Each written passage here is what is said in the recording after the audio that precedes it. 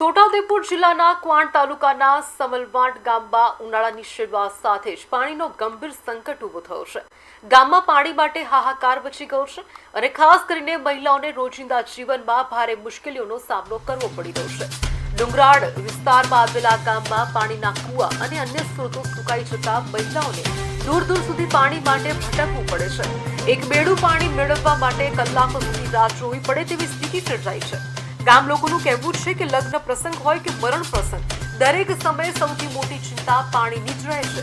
ઉનાળામાં પાણીની સમસ્યા વધુ ગંભીર બનતા ગ્રામજનોમાં ભારે રોષ જોવા મળી રહ્યો છે। સ્થાનિકો દ્વારા તંત્ર સમક્ષ વારંવાર રજૂઆતો કરવામાં આવી હોવા છતાં કાયમી ઉકેલ ન આવતા લોકો હાલાકી ભોગવી રહ્યા છે।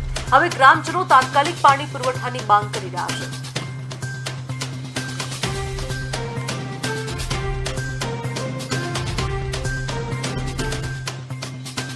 ભાડેથી લાવવાનો હતો, ટેન્કર પંચાયતના હોય ટ્રેક્ટર, પછી ભાડાના લાવવાના હોય, કોઈને પ્રાઇવેટ બોરકું હોય ત્યાંથી અમે ભાડે લાવીને પ્રસંગ જઈએ કે ભાઈ, પણ વર્ષોથી આ જ ચાલ્યા કરે। કોઈ એવું નહીં કે કઈ પાણી નર્મદાનું આવતું નહીં અમારા ગામમાં, વર્ષોથી આ સિસ્ટમ ચાલ્યા કરે।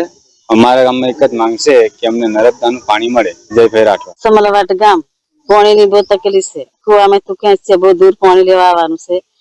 પગ દુખી જાય, હાથ દુખી જાય, પાણી 2-3 આટા એટલે ફેરલી જાય। ગરમીમાં પાણી નથી જવાતું, એટલું પાણી અમને પૂરું નથી પડતું। તકલીફ છે તે પાણી નથી આવતું, એટલે અમારે નર્મદાનું પાણી જોઈએ। હરીબેન।